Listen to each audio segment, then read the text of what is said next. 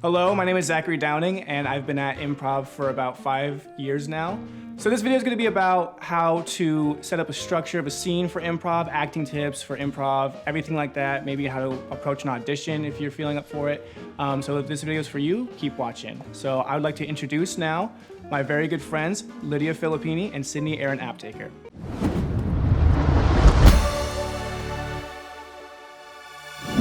Hello, my name is Sidney Aaron Aptaker. And I'm Lydia Filipini. I've been doing improv for a little over 8 years now. I started in high school, did all 4 years, and then I was also on LA Connections with Zachary. I've been acting since middle school. I just finished getting my BFA in musical theater at Cal State Fullerton. And yeah, just trying to do this thing. I've been in improv for a little over 9 years, I think. Yeah, since freshman year of high school. I just graduated from Cal State Fullerton in theater arts as well. Getting my master's in education to teach theater, maybe. We're gonna give you some tips on improv. So first things first, I need to say that improv is probably not what you think it is. There's a lot of technique and a lot of work that goes into it. We're not just up here goofing off and having fun. There's structure, there's form. Yeah, I think like with any craft or sport, anything you're kind of used to watching for entertainment purposes, there's a lot more that goes into it than kind of what you're seeing. And I think with improv, that gets misconstrued because it's so funny constantly that it's just like, oh, well, they're just telling jokes. But it's a lot, it's hard. And it's okay if you feel overwhelmed and like it's a lot harder than you thought it was gonna be, because that's just what improv is. And like anything, it just takes practice. So some of like the biggest rules of improv, you wouldn't think there's rules. So many. The biggest and most important one is don't deny. You never want to say no or negate something that your scene partner is saying. It stops the scene dead. You can't go anywhere from that. Like for example, I would be like, Sydney, I feel like we should go outside and play in the woods like fairies. No, we're actually underground. Well, now the scene is ruined. Not really, you could continue it and go from there, but it's much harder. It's harder, yeah, because you're fighting with the people on stage that are trying to help you continue to tell the story. It's a collaborative and group effort. You're not an individual on stage, you are a team, you're a group. Which comes with comfortability with those people. If you're not comfortable with the people on stage, it's really hard because it's everyone's kind of fighting to get their ideas out instead of like a flow. Yeah, and going off of not denying, the thing to do instead is say yes and, or also known as heightening and expanding. Yeah. So you're taking this idea that your partner's giving you and you're saying, yes, that is true, and this too. Let's add on to the story and build together. Because you may have an idea of where the scene is gonna go, and your scene partner throws something that, but you have to go with that. Now the story is going into new territory and you're gonna learn and adapt with everybody else. Which sounds like kind of scary and intimidating, but that's what makes improv so fun, is once you kind of lose that stress, you get to be free and just open and just go with ideas, and it's not as constricting as what a typical like script would bring. You always need to listen. You need to be listening to everything. There's something called the neutral line, where if you're not in the scene, you're just kind of in the back watching, listening, waiting for your time to enter, see if you can add anything.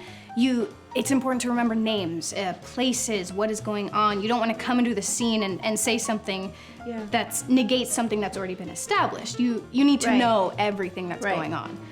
Go ahead. You've been going.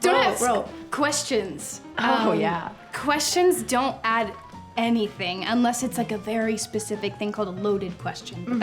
It's an advanced kind of thing. Right. But you don't want to be like, oh, who are you? Yeah, because then your teammate has to come up with who they are on the I'm putting spot. all the pressure on her instead of when I could be, oh, Stacy, hi, it's so nice to finally see you again. Yeah, it's been so long. Yeah, I know. I hate you. Oh, that goes into another thing. There's something called the 6-month rule.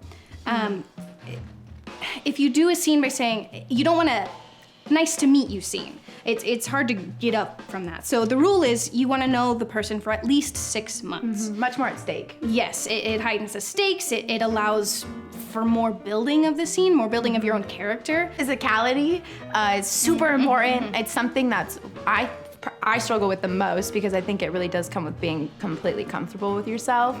But it's really important. Not everybody has to be physical in the scene, because then it's overwhelming and it can be obnoxious for an audience member. But usually there's times in a scene that call for extreme physicality, or just something that cues like a laughter from the audience member that maybe only responds to something like that. And so, yeah, being comfortable with yourself and understanding when those times are necessary and when they're not, I think is really remember important. one time, I think my character was a troll, and I was literally scrunched down on the ground, and that's how I had to walk in the scene, because that was the troll gnome thing that I was. You don't just be physical to be physical and wacky. Right. There's always a purpose, and that's with good, character yeah. work. Yes. Strong characters make strong scenes. And yeah, character work is voices, movement. You can describe your outfit. You could describe so much. You could describe background, how you relate to other characters in the scene with you. Yeah, Kind of super important. Space work is another thing. Like you were talking about the clothes. Oh yeah. You don't have any props or No. anything with you. No. You have to show the audience what you're holding, what you're doing, without actually holding or doing anything. Right. So like if I'm gonna go pick up this mug, you know it's a mug. Yeah. And It then I looks can like a put good it mug. down. One of the biggest things in improv that we kind of giggle at is the way people hold guns when they're not This in is improv. not a gun. Do you? Oh, Which is also, it makes sense, because even in movies and stuff, people hold guns like that. It's like, if you wouldn't know, but you hold a gun on the trigger, well, technically on the safety, but Your finger on when the- you're shooting, it's on the trigger. this is not a phone. No. I don't. Difficult.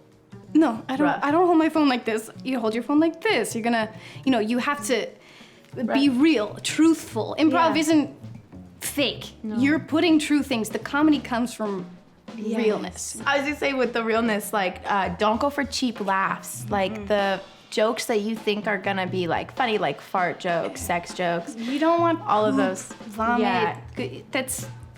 It's cheap humor. It's cheap and Yeah. it's easy and it. Understandable. In the moment, it's stressful, it's scary. Sometimes you just go for what you think will make people laugh, and sometimes it does make people laugh. It's just Poop can be funny. Yeah, it's just there's something great about substance, in the craft, and when you have a plot, and people leave scenes feeling different when it's whoa, that was a scene. I actually went through a storyline, and I experienced these characters, and now I miss them. And so Improv doesn't even have to be funny. no. I remember I saw a scene and it was really beautiful and truthful about this son who felt unseen by his father, and it was not funny, but it was a beautiful scene, improvised on the spot. Right. So you don't need to put so much pressure on yourself to be funny. Right. Hey guys, so now we're gonna focus on a couple of warm-up games that we're gonna do for you. We're gonna do ABA, a version of ABA. I call it ABC. We're gonna do who, Where, why. who, where, why. Yeah, this is just a simple warm-up to get kind of stories, just kind of setting up relationships.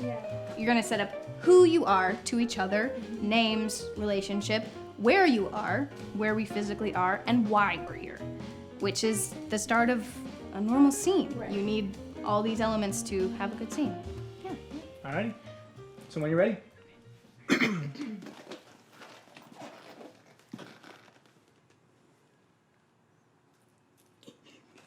He did it.